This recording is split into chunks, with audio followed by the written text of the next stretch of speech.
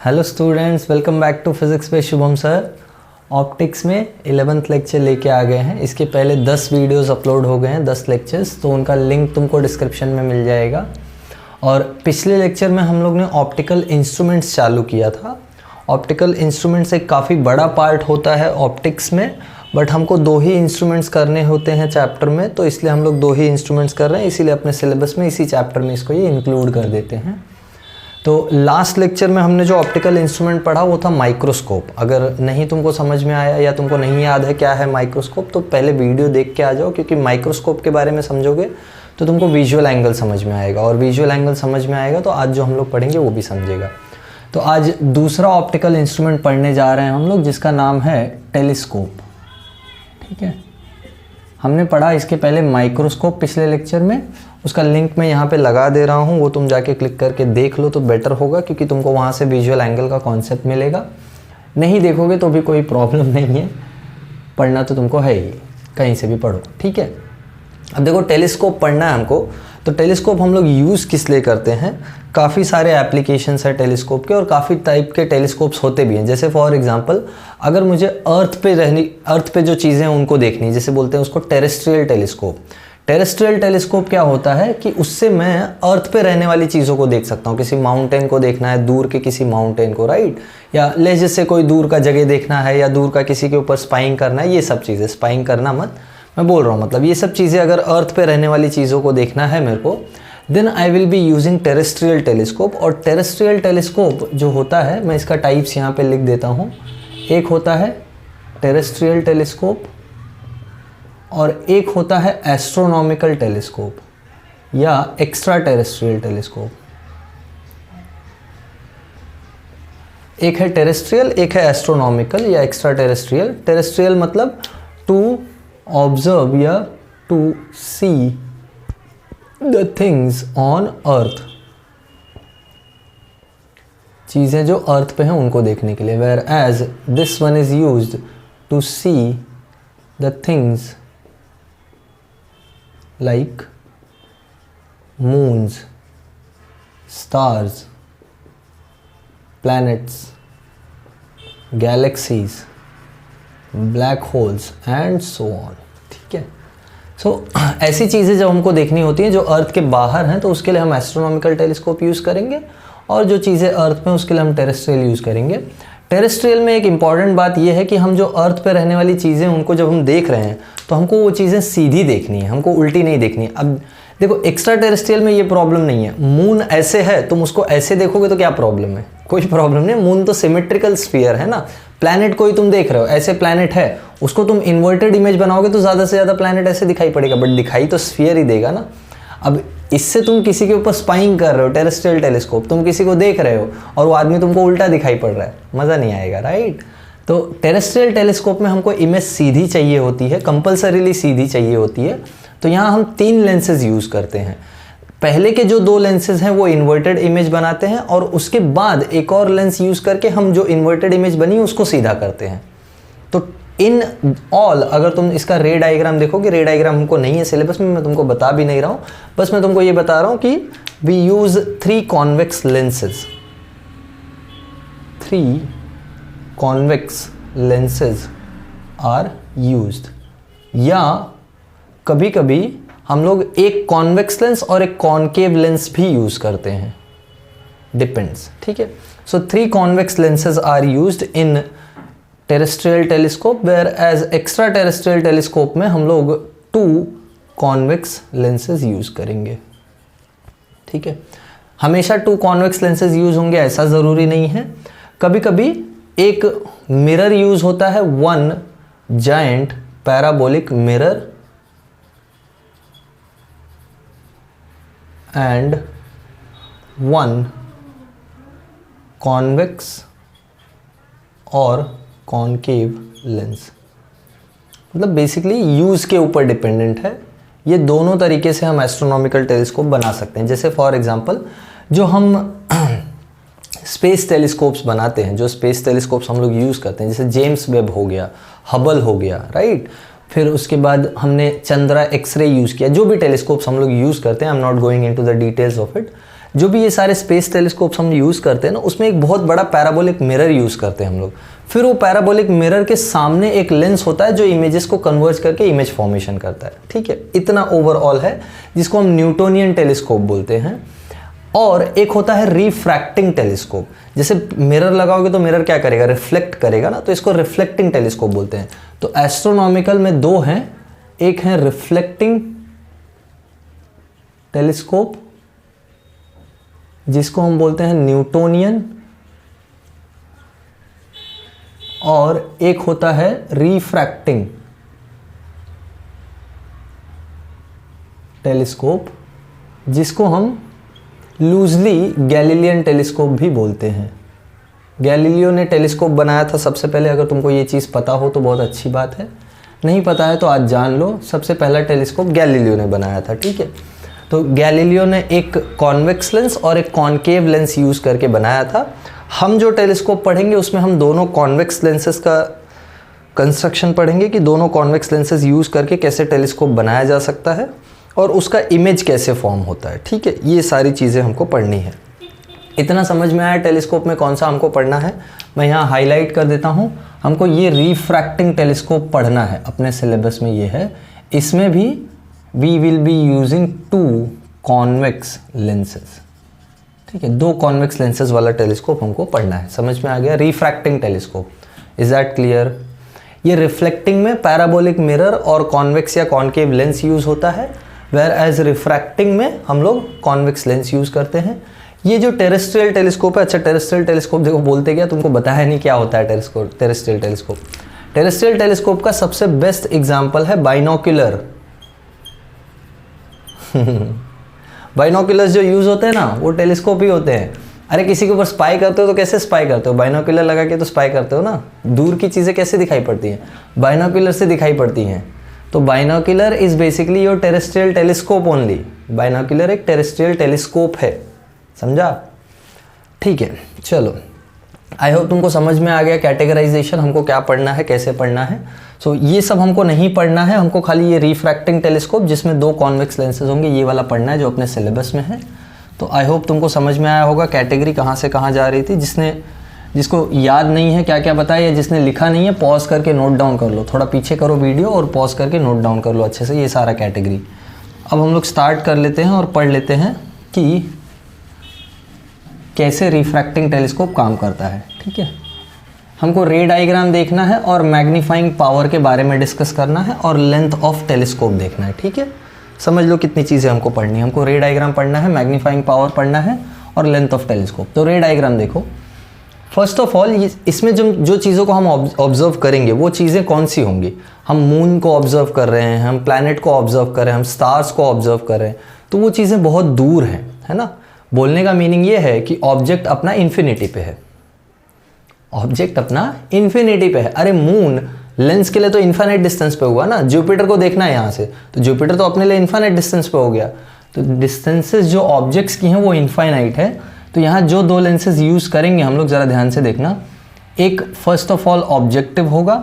Objective lens काफ़ी बड़ा use करते हैं। क्यों ऑब्जेक्टिव लेंस बड़ा यूज़ करते हैं? क्योंकि जो दूर का ऑब्जेक्ट है उससे जितनी रेज आ रही हैं उसमें से सारी तो इस लेंस पे पड़ नहीं सकती है। देखो ना, मून है इन्फिनिट डिस्टेंस पे, मून से रेज सारे डायरेक्शन में जा रही हैं। तो हम क्या करते हैं, ये लेंस इतना बड़ा इसलिए बनाते हैं क्योंकि जितनी रेज पॉसिबल हो सब कलेक्ट हो जाएं। अरे अगर इमेज चाहिए क्लियर तो ज़्यादा से ज़्यादा रेज चाहिए ना। तो जितनी रेज कलेक्ट कर सकें उतनी रेज कलेक्ट करने के लिए हम इसका अपर्चर क्या करते हैं, बड़ा बनाते हैं। तो ये अपना ऑब्जेक्टिव लेंस हो गया जो ऑब्जेक्ट के पास होगा या जिससे हम ऑब्जेक्ट को पहले देखेंगे। इसके बाद यहाँ अपना आता है आईपीस। आईपीस का साइज़ इतना फ़र्क नहीं होता है, बस आईपीस में चेंजेस ये होते हैं कि आईपीस का फोकल लेंथ काफ़ी छोटा होता है as compare to objective. Objective का फोकल लेंथ काफ़ी बड़ा और आईपीस का फोकल लेंथ काफ़ी छोटा, ये फ़र्क है दोनों में, याद रखना।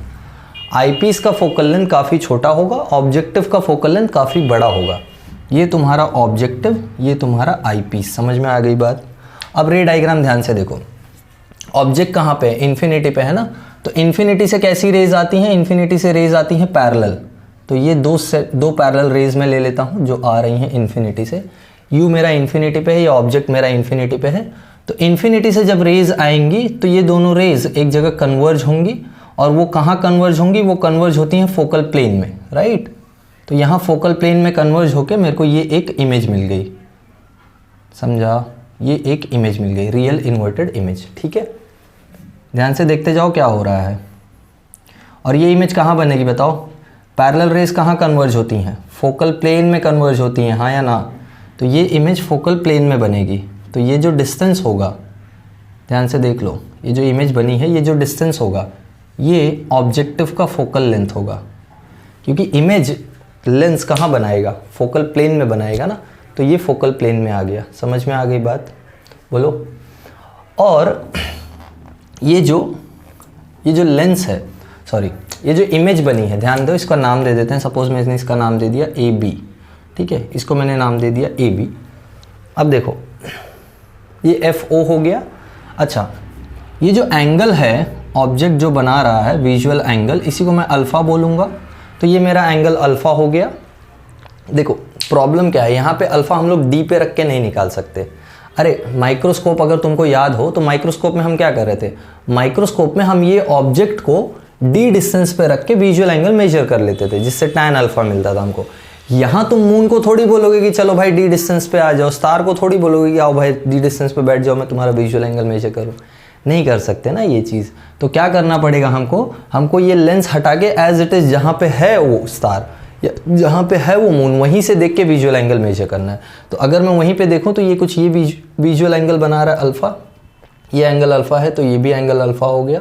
अब ये एंगल अल्फ़ा अगर मेरे को फाइंड आउट करना है, so it is going to be basically this upon this, opposite upon adjacent, है ना, टैन अल्फ़ा। तो टैन अल्फ़ा तो क्लियरली मेरे को मिल गया है। टैन अल्फ़ा कितना आ रहा है, टैन अल्फ़ा आ रहा है ए बी अपॉन क्या आ रहा है बोलो, एफ ओ, ठीक है, ये आ गया टैन अल्फ़ा। दूसरा चीज़ ध्यान दो, अगर ये टेलीस्कोप नॉर्मल एडजस्टमेंट में है, बहुत इंपॉर्टेंट चीज़ बता रहा हूँ, ध्यान से सुनो। अगर ये टेलीस्कोप नॉर्मल एडजस्टमेंट में, तुमने कभी टेलीस्कोप अगर देखा हो तो टेलीस्कोप को ऐसे घुमाओ तो उसका ये वाला जो लेंस है ये आगे पीछे जाता है। कभी तुमने अगर नहीं देखा है टेलीस्कोप तो जब भी देखोगे ये चीज़ बहुत कॉमन है कि जब तुम टेलीस्कोप को घुमाते हो, यहाँ साइड में एक नॉब होता है, तो ये वाला जो आईपीस लेंस होता है ना, ये आगे पीछे जा सकता है। तो जब ये आईपीस को हम ऐसे जगह एडजस्ट करें जहाँ बोला जाता है नॉर्मल एडजस्टमेंट, तो नॉर्मल एडजस्टमेंट का मीनिंग क्या है, नॉर्मल एडजस्टमेंट का मीनिंग ये है कि ये आईपीस को ऐसे जगह रखना है कि ये जो इमेज बन रही है ए बी, ये इस आईपीस के फोकल लेंथ पे पड़े। क्या बोला, नॉर्मल एडजस्टमेंट मतलब ये जो इमेज बनी है किससे, ऑब्जेक्टिव से, ये इमेज आई पीस के फोकल लेंथ पे पड़े। यानी ये जो डिस्टेंस है, ध्यान से सुन लो, ये जो डिस्टेंस है यू ई, ये अगर फोकल लेंथ के इक्वल हो जाए तो इसको हम बोलते हैं नॉर्मल एडजस्टमेंट। मतलब ये जो इमेज बनी इसके फोकस पे बन जाए, इस वाले के फोकस पे। ऑफ कोर्स इसके तो फोकस पे बनी ही है, इसके भी फोकस पे अगर ये इमेज बन जाए, किसकी इमेज, ऑब्जेक्टिव की इमेज आई पीस के फोकल लेंथ पे बन जाए, तब हम इसको बोलते हैं नॉर्मल एडजस्टमेंट। और इसके केस में देखो क्या होगा, अगर ये इससे रे निकलती है, एक रे यहाँ जाएगी और ये पास करेगी फोकस से, दूसरी एक रे ले लो ऐसे, और ये दोनों रेज देखो पैरेलल जा रही हैं, तो ये यहाँ कहीं पीछे इन्फिनिटी पे मीट होती हुई दिखाई पड़ेंगी। तो अपना इमेज जो है वो इन्फिनिटी पे बनता है। ये खासियत है टेलीस्कोप का, टेलीस्कोप में इमेज जो है इन्फिनिटी पे बनता है नॉर्मल एडजस्टमेंट में। एक बात ध्यान रखना, नॉर्मल एडजस्टमेंट का बात किया, नॉर्मल एडजस्टमेंट के केस में इमेज इन्फिनिटी पे बनता है। ध्यान से सुन लो, जब नॉर्मल एडजस्टमेंट होगा टेलीस्कोप का तो इमेज कहाँ बनेगा, इन्फिनिटी पे बनेगा। और नॉर्मल एडजस्टमेंट का मतलब क्या है, मैं यहाँ पे लिख देता हूँ, देख लो। नॉर्मल एडजस्टमेंट, नॉर्मल एडजस्टमेंट मतलब when the image formed by objective is at the focal length of eyepiece। जब ऑब्जेक्टिव ने जो इमेज बनाया है ऑब्जेक्टिव ने जो इमेज बनाया है वो आईपीस के फोकल लेंथ पे आ जाए, तो इसको हम बोलते हैं नॉर्मल एडजस्टमेंट। ठीक है, तो नॉर्मल एडजस्टमेंट के लिए अगर मैं मैग्नीफाइंग पावर निकालूं तो मुझे क्या चाहिए होगा, देखो ये जो इमेज बनेगी वो इन्फिनिटी पे इमेज बनेगी, यहाँ कहीं जाके इन्फिनिटी पे इमेज बनेगी, of course real inverted image बनेगी। तो ये जो एंगल होगा ये मेरा बीटा एंगल हो जाएगा, angle subtended by image on our eyes, और यहाँ से हम लोग ऑब्जर्व कर रहे हैं, ठीक है, यहाँ से हम ऑब्जर्व करते हैं इमेज को। अब ये जो बीटा एंगल है ये कैसे मिलेगा, देखो tan beta will be equal to, tan beta क्या हो जाएगा, ऑपोजिट अपॉन एडजेसेंट, है ना, ये बीटा है, ये ऑपोजिट, ये एडजेसेंट, तो ऑपोजिट क्या है अभी भी ए बी अपॉन एडजेसेंट क्या है अब एफ ई, तो A B upon F E किया, या फिलहाल के लिए चलो हम लोग इसको यू ई लेके चलते हैं, A B upon U E, और ये यू ई का वैल्यू एफ ई के इक्वल होगा। तो यहाँ से मैं मैग्नीफाइंग पावर निकालता हूँ, therefore magnifying power m this is equal to alpha upon beta. अच्छा ठीक है, अब ये समझ लो, ये लास्ट लेक्चर में बताया है, जिनको नहीं पता है ध्यान से सुनो क्या बता रहा हूँ। ये जो अल्फा एंगल है ये बहुत छोटा होगा, क्यों बहुत छोटा होगा सोचो, अरे मून बहुत दूर है ना, तो वो कितना एंगल सबटेंड करेगा तुम्हारे आँख पे, बहुत ज़्यादा ही छोटा। जैसे ये सपोज तुम यहाँ से आँख रख के देख रहे हो, ऐसे यहाँ से देख रहे हो, और मून का जो डिस्टेंस है वो बहुत दूर है, तो ये मून भले कितना भी बड़ा हो, यहाँ तक आते आते ये एंगल बहुत ही छोटा हो जाएगा। समझा क्या बोला, ये एंगल यहाँ तक आते आते बहुत छोटा हो जाएगा, लाइक दिस, ऐसे, ये एंगल बहुत छोटा है अल्फ़ा, और इसका जो इमेज बनता है वो भी बहुत छोटा है। तुम जब तुमने कभी टेलीस्कोप में चीज़ों को ऑब्जर्व किया, अगर ऑब्जर्व किया हो तो ध्यान देना, जुपिटर बहुत दूर है ना, बहुत दूर है, जुपिटर को कभी टेलीस्कोप में देखो, जुपिटर बहुत दूर है, उसका जब तुम इमेज देखते हो ना, इमेज इतना सा बनता है, तो क्या जुपिटर है इतना सा, नहीं, जुपिटर इतना सा नहीं है, और जुपिटर का ऑब्जेक्ट का साइज भी इतना नहीं है। हम जब देख रहे हैं तो वो हमको छोटा इसलिए दिखाई पड़ रहा है क्योंकि बहुत दूर है। और ये लास्ट लेक्चर में तुमको मैंने क्लियरली बताया कि जो चीज़ जितना बड़ा विजुअल एंगल बनाती है उतनी बड़ी दिखाई पड़ती है। जैसे ये पेन जब मैं यहाँ रख रहा हूँ तो मुझे इतनी बड़ी दिखाई पड़ रही है, ये पेन मैं 15 मीटर दूर रखूँगा तो मुझे इतनी सेम बड़ी नहीं दिखाई पड़ेगी, मुझे छोटी दिखाई पड़ेगी। क्यों? क्योंकि 15 मीटर दूर से ये छोटा एंगल सबटेंड करेगी। समझ रहा है क्या बोल रहा हूँ? 15 मीटर दूर ले जाके ये पेन को रखूंगा तो यही पेन छोटा एंगल सबटेंड करेगी, और जैसे जैसे इसको नज़दीक लाऊंगा ये पेन बड़ा एंगल सबटेंड करने लगती है, तो इसलिए ये चीज़ बड़ी दिखाई पड़ती है। तो कोई भी ऑब्जेक्ट बड़ा तब दिखाई पड़ता है जब वो ज़्यादा विजुअल एंगल सबटेंड करता है। अब जुपिटर है इनफाइनाइट डिस्टेंस पे, तो एंगल सबटेंड करके भी कितना सबटेंड करेगा? बहुत छोटा एंगल सबटेंड करेगा। तो इसलिए जुपिटर नेकेड आई से देखोगे तो बहुत छोटा। कभी तुमने स्टार गेजिंग किया हो तो जुपिटर को नेकेड आई से देखना, एक ब्राइट स्टार की तरह दिखाई पड़ता है जुपिटर, एकदम ब्राइट स्टार की तरह। अब उस स्टार का साइज कितना होता है स्काई में? डॉट की तरह दिखता है। नहीं, कभी तारे वारे देखो तो स्टार का साइज डॉट की तरह दिखाई पड़ता है। जुपिटर भी एक डॉट की तरह दिखाई पड़ता है। सारे प्लैनेट, सारे स्टार्स जो भी तुम देखते हो नाइट स्काई में, सब डॉट की तरह दिखाई पड़ते हैं। तो एक्चुअल में उतने छोटे थोड़ी हैं, वो उनका दिखाई देने वाला साइज है। तो अपने लिए जो अल्फ़ा है वो बहुत ही छोटा है क्योंकि ऑब्जेक्ट इन्फिनिटी पे है। सो अल्फ़ा बहुत छोटा होने के वजह से ये जो पार्ट है ये नियरली इक्वल टू अल्फ़ा है, और इसकी जो इमेज बनती है ये भी बहुत छोटी होती है। तुम जुपिटर का जब इमेज भी बना लेते हो तो जुपिटर की इमेज भी कोई बहुत बड़ी इमेज नहीं बन जाती, जुपिटर की इमेज भी इतनी सी बनती है। टेलीस्कोप में भी जुपिटर इतना सा ही दिखाई पड़ता है। बस ये हो जाता है कि तुमको जुपिटर दिखाई देने लगता है कि हाँ जुपिटर का कैसा स्ट्रक्चर है, सैटर्न का कैसा स्ट्रक्चर है। तुम कभी टेलीस्कोप में सैटर्न को देखना, सैटर्न तुमको बस खाली वाइट कलर का एक बॉल दिखाई पड़ेगा और उसके आजू बाजू वाइट कलर की रिंग दिखाई पड़ेगी।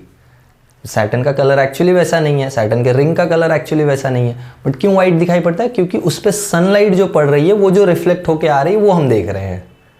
तो सनलाइट वाइट रिफ्लेक्ट होके आ रही है, ठीक है, एटमॉस्फेयर की वजह से। फाइन, तो मैग्नीफाइंग पावर क्या होता है? मैग्नीफाइंग पावर होता है बीटा अपॉन अल्फा। बीटा क्या है? बीटा है A B upon U E divided by alpha क्या है? A B upon F E. So finally magnifying power क्या मिला? मैग्नीफाइंग पावर मिल गया F E upon U E, नहीं एफ ओ है ना alpha, sorry, so F O upon U E, ठीक है। ये आ गया अपना मैग्नीफाइंग पावर टेलीस्कोप का। ज़रा अगर तुम इसको ठीक से सॉल्व करोगे तो ये पार्ट नेगेटिव आ जाएगा। कैसे नेगेटिव आ जाएगा ज़रा ध्यान से देख लो। ये यू ई नेगेटिव है ना, ये भले पॉजिटिव हो, ये पॉजिटिव बट ये यू ई नेगेटिव है, तो यहाँ माइनस साइन डालोगे तो ये माइनस साइन कैरी फॉरवर्ड होके यहाँ तुमको मैग्नीफिकेशन नेगेटिव मिल जाएगा। मैं इसलिए ये नहीं बता रहा हूँ क्योंकि मैंने लास्ट लेक्चर में भी नहीं यूज़ किया नेगेटिव साइन। नेगेटिव साइन तुमको मालूम है क्या बताएगा कि इमेज कैसी है, इमेज इन्वर्टेड है। मैग्नीफिकेशन के बारे में बहुत डिटेल में मैंने तुमको पढ़ाया है एक लेक्चर पूरा कि मैग्नीफाइंग पावर का वैल्यूज़ क्या बताता है, तो वो बहुत अच्छे से समझ के रखो। नहीं मुझसे तो कहीं और से समझ लो, कोई प्रॉब्लम नहीं है, but you should know clearly about magnification in detail. ठीक है, ये मैग्नीफाइंग पावर का फॉर्मूला आ गया। अब हमको मालूम है मैग्नीफाइंग पावर दो केसेस में है, for normal adjustment. Normal adjustment के केस में क्या होता है, for normal adjustment, normal adjustment ऐसा है कि इमेज किसकी, ऑब्जेक्टिव की कहाँ बन जाए, इसके फोकस पे। तो जब इसके फोकस पे इमेज बन जाएगी तो इसकी इमेज ये इन्फिनिटी पे बना देगा, यानी v कहाँ पे, इन्फिनिटी पे है। तो उस केस में ue का वैल्यू fe के इक्वल है। So ue is equals to fe। तो मैग्नीफाइंग पावर क्या हो जाएगा बोलो, fo अपॉन fe। समझ में आई बात? ये नॉर्मल एडजस्टमेंट के लिए मैग्नीफाइंग पावर है। अच्छा, ये मैग्नीफिकेशन कैसा होगा, मैक्सिमम होगा या मिनिमम होगा, ज़रा सोच के बताओ। मेरे हिसाब से तो मिनिमम होगा, क्योंकि इमेज इन्फिनिटी पे बनी है ना, तो सबसे छोटी दिखाई पड़ेगी इमेज, हाँ या ना? अरे इमेज जब इन्फिनिटी पे बनती है तभी तो सबसे छोटी होती है। कोई भी चीज़ हमको सबसे छोटा कब दिखता है, जब वो इन्फिनिटी पे होता है। और कोई भी चीज़ हमको सबसे बड़ा कब दिखता है, जब वो 25 सेंटीमीटर पे होता है। Least distance of distinct vision बहुत अच्छे से पढ़ाया है, देखो लेक्चर। डी डिस्टेंस पे जब कोई इमेज बनता है तो वो हमको सबसे क्लियर और सबसे बड़ा दिखाई पड़ता है। वैराज इन्फिनिटी पे जब कोई इमेज बनता है तो मिनिमम मैग्नीफिकेशन होता है। तो ये मिनिमम मैग्नीफिकेशन का फॉर्मूला है, इक्वेशन 1। इस केस में अगर मेरे को लेंथ ऑफ टेलीस्कोप निकालना हुआ, लेंथ ऑफ टेलीस्कोप, तो लेंथ ऑफ टेलीस्कोप L क्या हो जाएगा बताओ। ये कितना है, FO, और ये कितना है, FE। तो यही दोनों डिस्टेंस तो मेरा क्या हो जाएगा, लेंथ ऑफ टेलीस्कोप ना। तो ये हो जाएगा FO प्लस FE। दोनों को मॉड में इसलिए रखा है क्योंकि दोनों में से एक नेगेटिव है। तो ये लेंथ ऑफ टेलीस्कोप का फॉर्मूला आ गया for normal adjustment. Very very very important, यही तुमको ज़्यादा पूछता है, ध्यान से समझ लो। इसके बाद तो एक होता है मैक्सिमम मैग्नीफिकेशन वाला एडजस्टमेंट। मैक्सिमम मैग्नीफिकेशन कब मिलता है या इमेज सबसे बड़ी कब दिखाई पड़ती है, जब तुम्हारा जो इमेज है वो डी डिस्टेंस पे बन जाए, 25 सेंटीमीटर पे बन जाए। तो डी डिस्टेंस पे बनाने के लिए क्या करोगे, डी डिस्टेंस पे बनाने के लिए हम लोग v का वैल्यू d ले लेंगे। ये नोट डाउन कर लिया था ना, जिसने नहीं किया था पॉज करके नोट डाउन कर लेना। अब मैं मैक्सिमम मैग्नीफिकेशन का बात करने जा रहा हूँ। मैग्नीफाइंग पावर का फॉर्मूला रख देता हूँ मैं साइड में, FO अपॉन UE, फिर इसको हम यूज़ करते हैं, ठीक है। मैग्नीफिकेशन पावर या मैग्नीफाइंग पावर का फॉर्मूला क्या मिला, FO अपॉन UE, ठीक है। ये UE का वैल्यू ही चेंज हो रहा है, जैसे इस केस में UE का वैल्यू FE हो गया। अब अगले वाले केस के लिए देखते हैं, for maximum magnification. Maximum magnification के लिए U तो माइनस UE पे है, ऑब्जेक्ट तुम्हारा माइनस UE पे है, V तुम्हारा माइनस D पे है। जो इमेज बन रहा है वो यहाँ कहीं D डिस्टेंस पे बन जाए 25 सेंटीमीटर पे, तब ये सबसे बड़ा दिखाई पड़ेगा। तो हमको मालूम है फोकल लेंथ का फॉर्मूला इस वाले लेंस के लिए, we know 1 upon F is equals to 1 upon V minus 1 upon U। जिसको ये फॉर्मूला नहीं पता है वो ऑप्टिक्स मत पढ़ो मस्ती कर रहा हूँ, पढ़ लो और फॉर्मूला भी याद कर लो, कोई परेशानी की बात नहीं है। V कितना है, V है माइनस D माइनस U कितना है, माइनस UE। सब्सटीट्यूशन करेंगे तो क्या मिलेगा, देखो सिंप्लीफाई करते हैं। So what do we get 1 by F equals to 1 by D, sorry 1 by minus D plus 1 by UE। हमको 1 बाई UE का वैल्यू चाहिए ना, इसमें 1 बाई UE तो डालना है या UE तो ही तो डालना है। तो ये हो जाएगा 1 by F plus 1 by D। Simplify करोगे तो क्या मिलेगा, 1 by UE equals to cross multiplication करो, यह आ जाएगा F प्लस D, या इसको मैं FE ले लेता हूँ। FE इसलिए ले रहा हूँ, ध्यान दो, क्योंकि हम लोग को दो लेंसेज हैं तो डिस्टिंक्शन रखना पड़ेगा। सो FE plus D upon FE into D। समझा या नहीं? तो यहाँ से UE का वैल्यू क्या आ जाएगा, UE का वैल्यू आ जाएगा FE into D upon FE plus D। बोलो समझी बात? ये आ गया UE का वैल्यू। यही UE का वैल्यू उठा के इस इक्वेशन में डाल दो तो मैग्नीफिकेशन देखो क्या आ जाएगा, देयरफॉर मैग्नीफिकेशन। अच्छा, ये जो मैग्नीफिकेशन है ये कैसा है, मिनिमम है या मैग्नीफिकेशन, सॉरी मिनिमम है या मैक्सिमम है? मेरे हिसाब से तो मैक्सिमम है। ये मिटा दूँ, लेंथ ऑफ टेलीस्कोप लिख लिया है ना, ठीक है, नॉर्मल एडजस्टमेंट के लिए हो गया अपना। तो मैं मैक्सिमम मैग्नीफिकेशन वाला बात कर रहा हूँ। तो मैक्सिमम मैग्नीफिकेशन के लिए कितना आ जाएगा ये, F O upon U E, यानी F O upon U E की जगह ये पूरा डालो, यानी ये कितना है, F E D upon F E plus D. समझा? बोलो, समझ में आया? देखो और सिंप्लीफाई करो इसको, तो इसको मैं लिख सकता हूँ F O upon F E अलग से, F O upon F E अलग से, ये डी प्लस एफ ई ऊपर आ गया, तो इसको मैं देखो क्या लिखता हूँ, इसको मैं लिखता हूँ D plus F E upon D. हाँ या ना? बोलो, बोल दो, समझ में आया या नहीं? ये डी नीचे ही रहेगा ना, ये पूरा ऊपर चला जाएगा, तो डी प्लस एफ ई, यानी यहाँ से देखो क्या मिल रहा है, ये मैक्सिमम मैग्नीफिकेशन। मैक्सिमम मैग्नीफिकेशन हमको क्या मिल रहा है, therefore M maximum is equals to F O by F E into क्या, 1 plus F E by D. समझ में आ गया? ये आ गया मैक्सिमम मैग्नीफिकेशन का फॉर्मूला तुम्हारा, किसके लिए, टेलीस्कोप के लिए, ठीक है। और इस केस में लेंथ ऑफ टेलीस्कोप निकाल लो, length L will be equal to, length का फॉर्मूला क्या है, F O plus U E. इस बार यू ई का वैल्यू एफ ई नहीं है, इस बार एफ ई की जगह पे क्या है, देखो यू ई का value F E D upon F E plus D है, तो ये हो जाएगा F O plus U E, और यू ई का वैल्यू तुमको मालूम है, तो ये हो जाएगा F O plus U E का वैल्यू पूरा ये है, तो ये हो जाएगा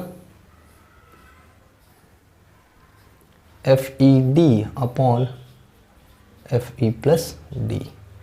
ये गंदा सा दिखने वाला फॉर्मूला लेंथ ऑफ टेलीस्कोप। परेशान मत हो, तुमको जो क्वेश्चंस आएंगे वो नॉर्मल एडजस्टमेंट के ही आएंगे, तो हैरान मत हो जाओ। ये बस तुम्हारी जानकारी के लिए बताया है कि लेंथ ऑफ टेलीस्कोप का फॉर्मूला ये भी हो सकता है, ठीक है। जहाँ तुमको बोल दे कि इमेज डी पे बनी है, तो उस केस के लिए ये लेंथ ऑफ टेलीस्कोप यूज़ होगा।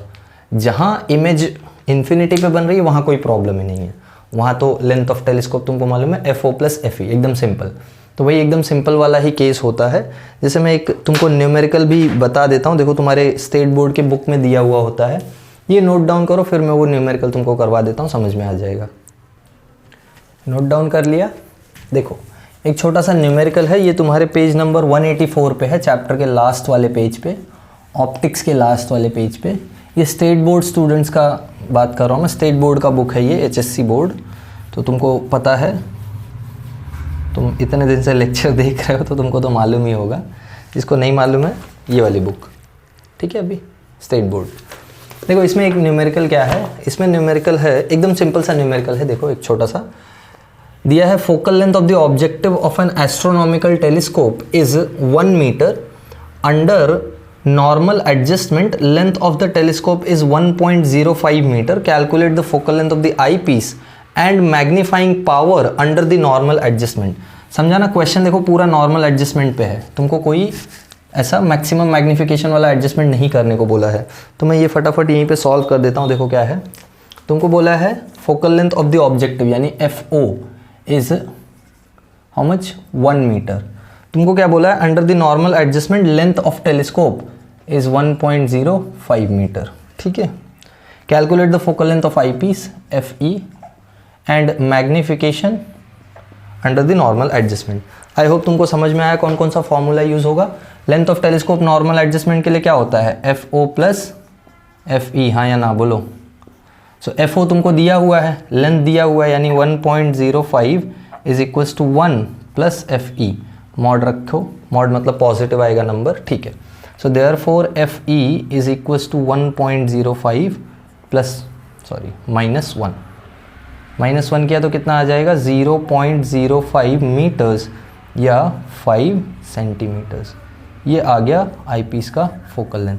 देखो आईपीस का फोकल लेंथ बहुत छोटा है, यही मैं बोल रहा था, आईपीस का फोकल लेंथ छोटा यूज़ करना है और ऑब्जेक्टिव का फोकल लेंथ बड़ा यूज़ करना है। 1 मीटर मतलब समझता है क्या फोकल लेंथ कितना होता है? अरे इतना बड़ा फोकल लेंथ है लेंस का, तो काफ़ी दूर इमेज बनाएगा ये, ठीक है। और मैग्नीफाइंग पावर हमको मालूम है नॉर्मल एडजस्टमेंट के लिए क्या होता है, नॉर्मल एडजस्टमेंट के लिए होता है FO/FE। सब्स्टिट्यूट कर दो, FO कितना है, FO है 1, सो इट इज़ 1/FE कितना है बोलो, FE है 0.05। कर लो सॉल्व, कितना आ जाएगा ये बोलो। 0.05 का रेसिप्रोकल ले लोगे तो ये हो जाएगा 1 × 200। अरे 0.5 का रेसिप्रोकल लोगे तो कितना आएगा, 1/5 का रेसिप्रोकल लोगे तो 0.2, 0.5 का रेसिप्रोकल लोगे तो 2, देखो 200 लिख दिया, 20 आएगा। सो 20 आ गया तुम्हारा मैग्नीफाइंग पावर, यानी इमेज 20 टाइम्स बड़ी दिखाई पड़ेगी, समझा। तो ये एकदम सिंपल सा क्वेश्चन था तुम्हारा जो नॉर्मल एडजस्टमेंट के लिए पूछा गया था।